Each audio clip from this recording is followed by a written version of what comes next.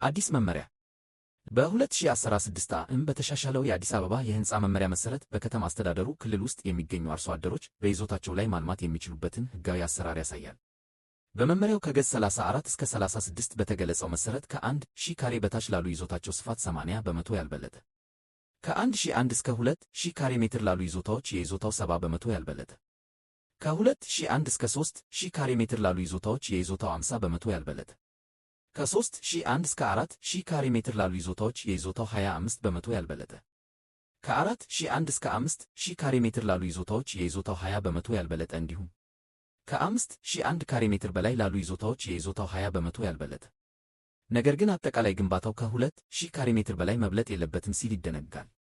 ይህ ማለት ቀደም ብሎ አርሶ አደሩ ማልማት የሚችለው 5 በመቶ በሚል ተቀምጦ የነበረው አሰራር ከላይ በተዘረዘሩት አገላለጾች ተቀይሯል ማለት ነው።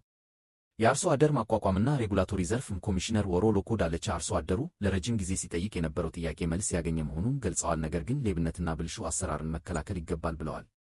አያይዘውም በየደረጃው ያሉ የሥራ ኃላፊዎችና ባለሙያዎች መመሪያው ሳይሸራረፍ መተግበር እንደሚገባ ተናግረዋል። የአርሶ አደር ማቋቋምና ልማት ዳይሬክቶሬት ዳይሬክተር አቶ ረጋሳ ባይሳ በበኩላቸው መመሪያውን ለክፍለ ከተሞች እንዳወረዱ በባለሙያም አተገባበሩ ላይ ድጋፍና ክትትል እንደሚደረግ ገልጸዋል።